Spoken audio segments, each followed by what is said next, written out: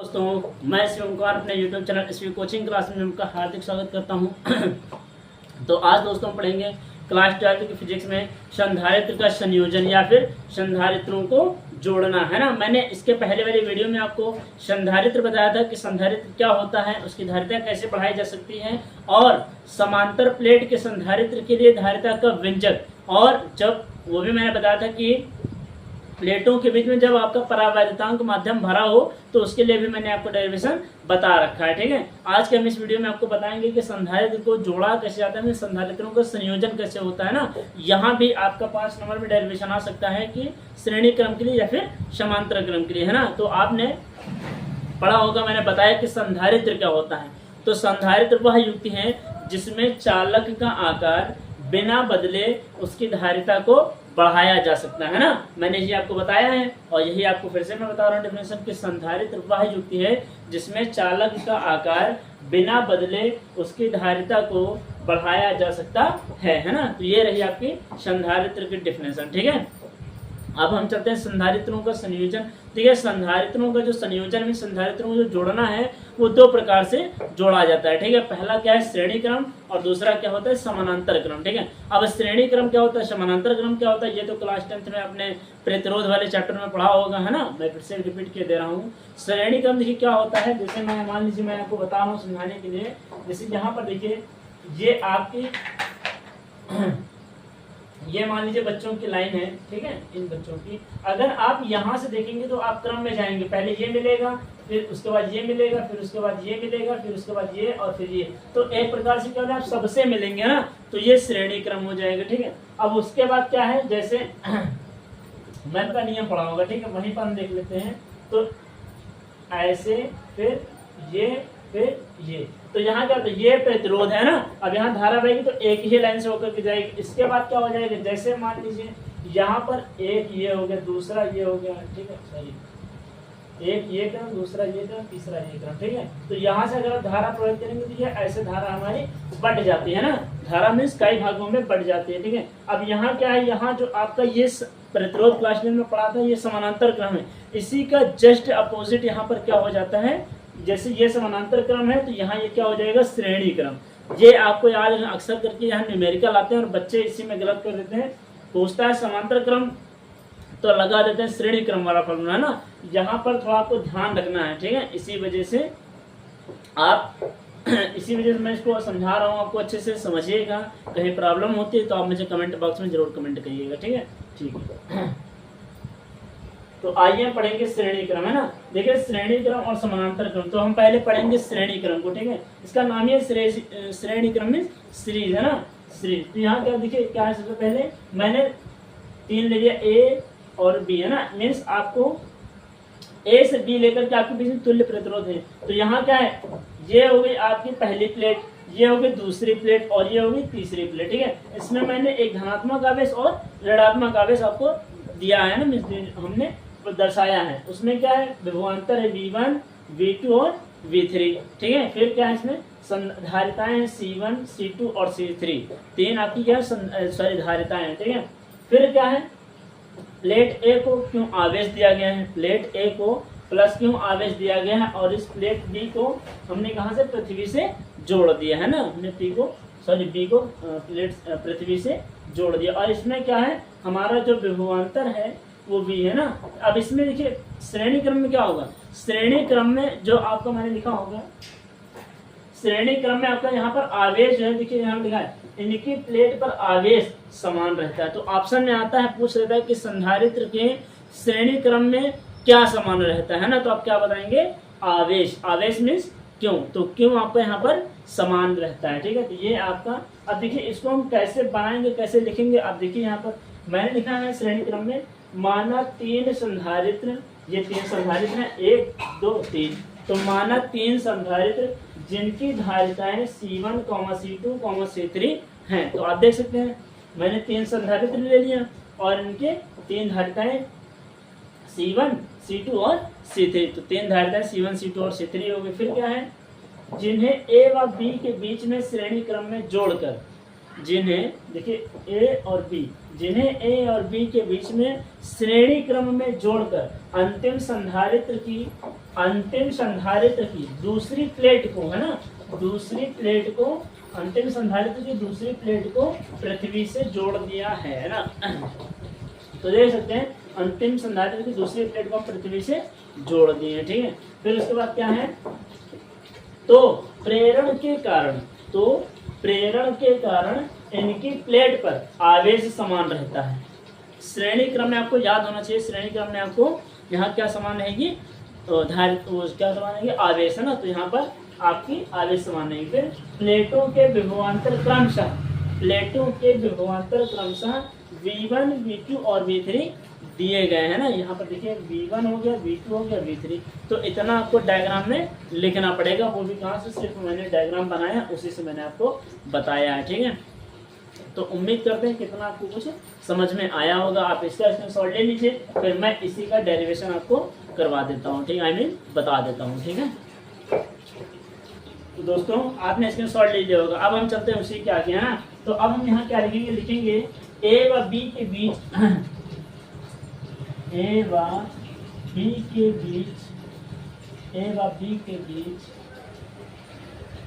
कुल विभवांतर, है ना, कुल विभवांतर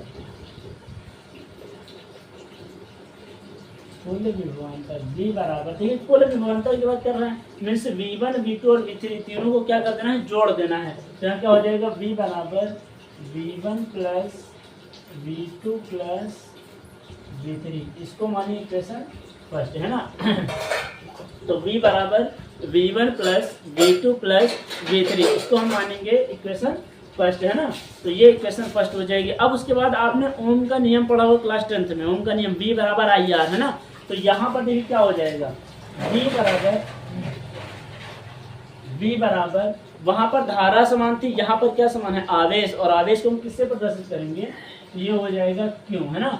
और यहाँ पर आपका क्या होगा, देखिए वहां प्रतिरोध था, यहाँ क्या होंगी, धारिताएं, है ना। तो वहां प्रतिरोध R1 था, तो यहाँ धारिताएं में C, तो V बराबर Q/C, इसको मानेंगे इक्वेशन सेकंड मानेंगे, ठीक है। चलिए ठीक है, हम देख लेते हैं।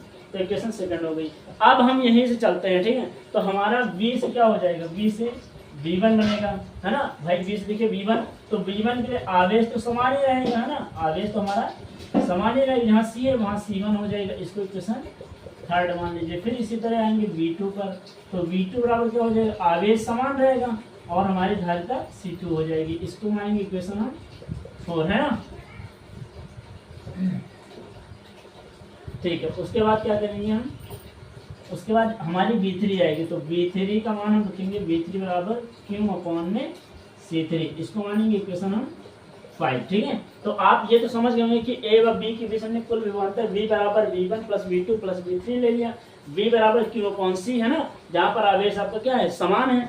उसके बाद अब इन्हीं का मान उठाकर कहाँ रख देंगे, 2, 3, 4 और 5 का मान उठा करके हम 1 में रख देंगे, है ना। तो अब हम यहाँ से लिखेंगे समीकरण 2, 3, 4 व 5 का मान समीकरण 1 में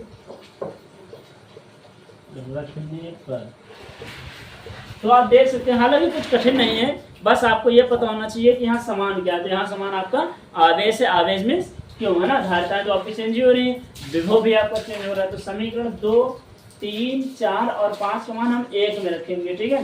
तो अब मैं डायग्राम इरेज किए दे रहा हूँ, ठीक है। डायग्राम तो आपने स्क्रीनशॉट ले ही लिया है, डायग्राम हम इरेज किए दे रहे हैं।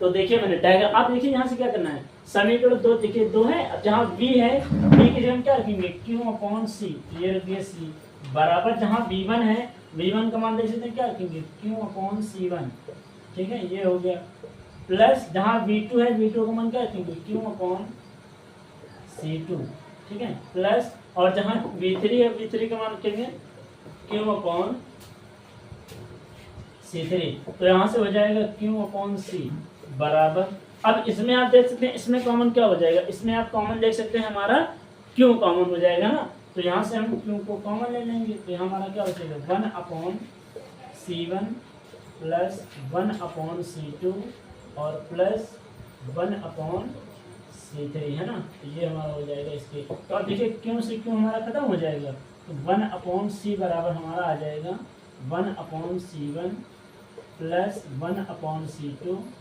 और प्लस 1/C3 है ना। ये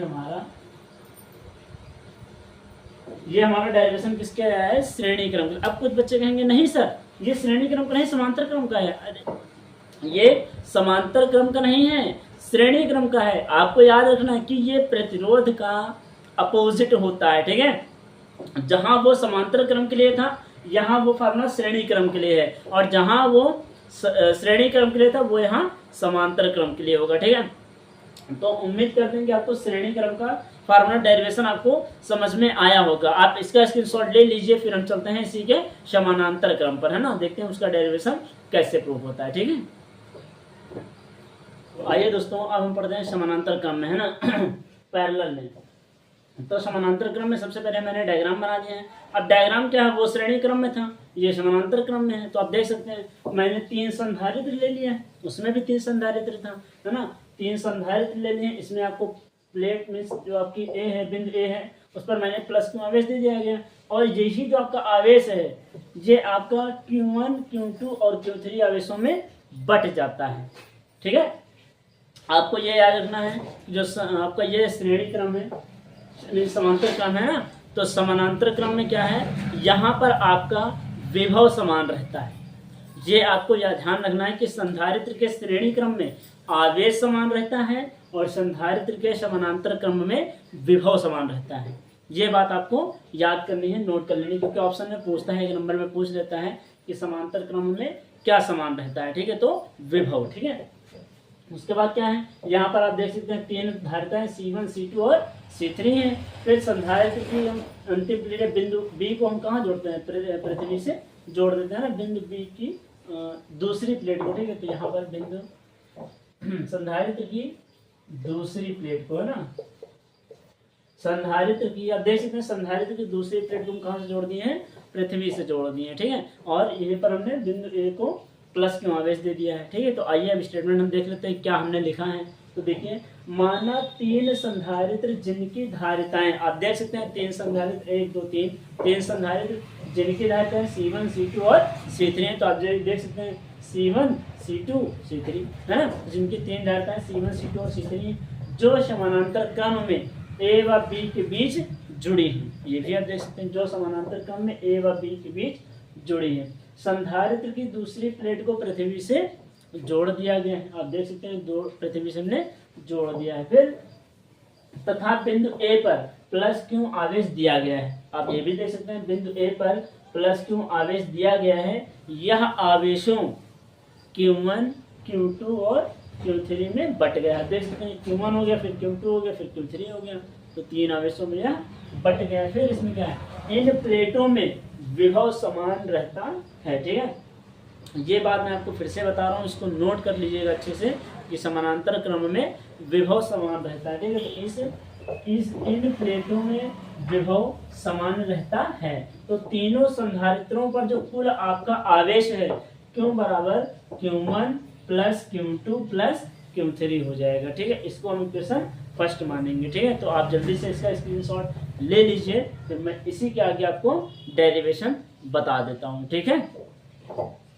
दोस्तों मैंने आपको बताया है कि इसमें विभव समान रहता है ना, तो मैंने कुल विभवांतर लिख रखा, सॉरी कुल आवेश लिख रखा था Q बराबर Q1 plus Q2 plus Q3, वो इक्वेशन फर्स्ट थी। अब यहाँ से लिखेंगे, कहाँ से लिखेंगे, लिखेंगे संधारित्र की परिभाषा से Q बराबर CV। मैंने बताया था कि संधारित्र में जो आपकी धारिता होती है वो विभव के समानुपाती होती है ना, तो Q बराबर CV हो जाएगा। अब यहाँ पर आपका क्या समान रहेगा, विभव समान रहेगा। आवेश आपका Q1 Q2 Q3 में बट गया है, धारिताएं आपकी C1 C2 और C3 है, तो ये हम इक्वेशन मानेंगे सेकंड, है ना, ये इक्वेशन सेकंड हो जाएंगी। फिर इसी से आपका क्या बनेगा, Q1 हो जाएगा, आवेश तो समान है नहीं, तो यहाँ C से C1 बन जाएगा और विभव आपका समान रहेगा, इक्वेशन सेकंड बन जाएगी। फिर इक्वेशन सेकंड में क्या बनेगी, सॉरी इक्वेशन थर्ड में Q से क्या हो जाएगी, आवेश दूसरे में बटेगा और धारिता क्या हो जाएगी, दूसरे में विभव आपका समान रहेगा, ठीक है।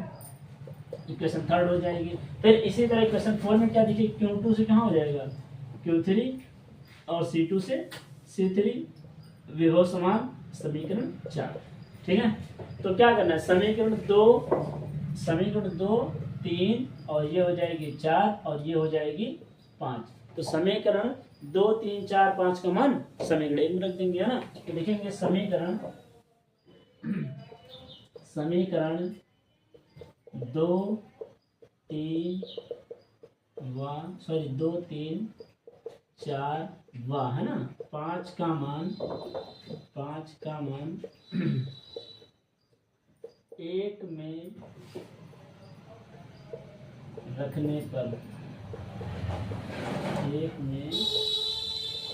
है ना। तो अब जब एक में आप देख सकते हैं, एक में पहुंचिए तो वहां जहाँ क्यों लिखा था, तो क्यों की जगह क्या रखेंगे CV, तो यहाँ हो जाएगा CV, है ना। फिर Q1 की जगह क्या हो जाएगा C1V हो जाएगा, प्लस Q2 की जगह क्या हो जाएगा C2V हो जाएगा, Q3 की जगह क्या हो जाएगा C3V। तो आप देख सकते हैं यहाँ पर क्या है कॉमन, यहाँ पर V आपका कॉमन है ना। तो यहाँ से लिखेंगे CV बराबर, यहाँ V कॉमन ले लीजिए, तो यहाँ क्या बचेगा C1 plus C2 plus C3। तो यहाँ देखिए V से V आपको क्या हो जाएगा कैंसिल। तो यहाँ से जो आपको बनेगा फार्मूला C बराबर C1 plus C2 plus C3, है ना। ये आपका किसके लिए निकल आया, समानांतर क्रम के लिए आपका फार्मूला निकल आया। तो उम्मीद करते हैं कुछ ज़्यादा टफ नहीं था, बस आपको डायग्राम को माइंड में रखना है। और अगर आपके ये फार्मूले श्योर रहेंगे कि आप कंफ्यूजन नहीं रहेंगे कि श्रेणी क्रम के लिए हमारा वो फार्मूला था और समानांतर क्रम के लिए ये फार्मूला, क्योंकि यहाँ से 100% आपका एक न एक न्यूमेरिकल आपके एग्जाम में पूछा ही जाता है। तो ये रहे आपके इस चैप्टर के डेरिवेशन। अब इसके बाद मैं आपको न्यूमेरिकल करवा दूंगा, ठीक है। फिर आपका ये चैप्टर पूरी तरह से कंप्लीट हो जाएगा, है ना। तो उम्मीद करते हैं कि आपको यह वीडियो अच्छे से समझ में आई होगी और ये डेरिवेशन भी आपको अच्छे से समझ में आए होंगे ना।